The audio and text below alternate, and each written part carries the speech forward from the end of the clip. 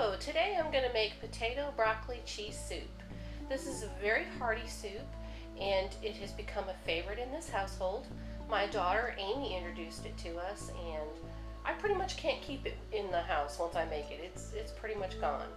Now the ingredients that I have are, I have red potatoes.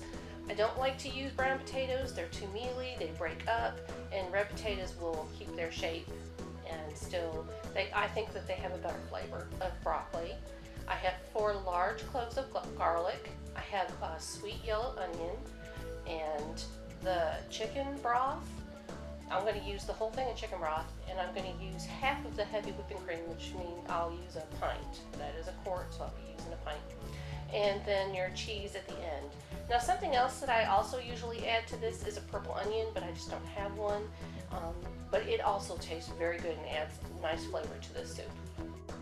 Now before I start, I want to kind of give you a rundown of how I put this together, because I do believe that it's important how you add this and when, the timing of it.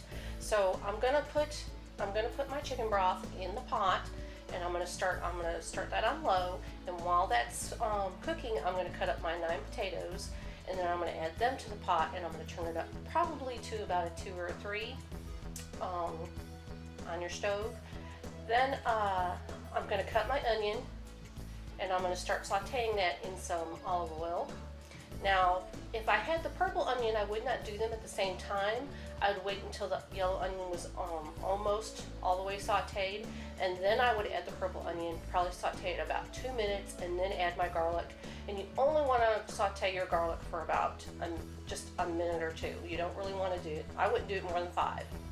So, and then I'm going to add that to the soup, and then I'm going to add the heavy whipping cream.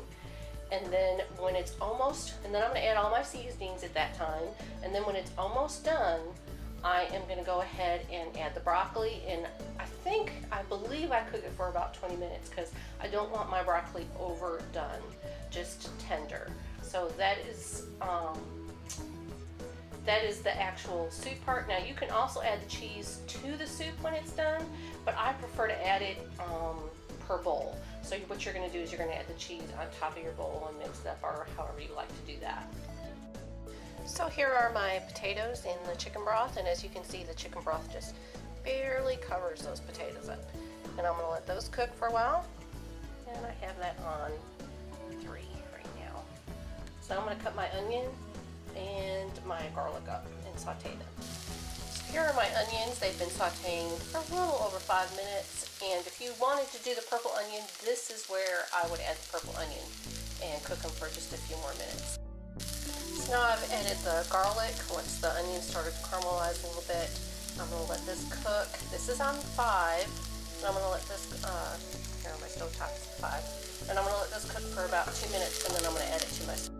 You can see I've added the onions to the potatoes and chicken broth, and I've turned my stove up to 6. If it's starting to take too long, I might turn it up to 7, but I kind of like to keep it at 5, 6. So when the potatoes are soft, I will then add my heavy whipping cream and let that cook for about 5 minutes, and then add my broccoli. So one tip about the broccoli, if you want to use the stems of your broccoli, I highly recommend you add them when you add your potatoes, or at the very least when you add your onions, because they're a little bit harder and they will get softer easier if you add them at that time.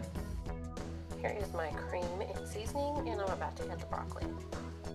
So here's the broccoli added, and as you can see, it's not completely covered. You can cover it if you want to, add more chicken broth or water. I don't, because this kind of steams the vegetables, and I like that. So here's a bowl of my potato broccoli cheese soup, and the only thing that's left to do is to add some shredded cheese to it. And throw that in there.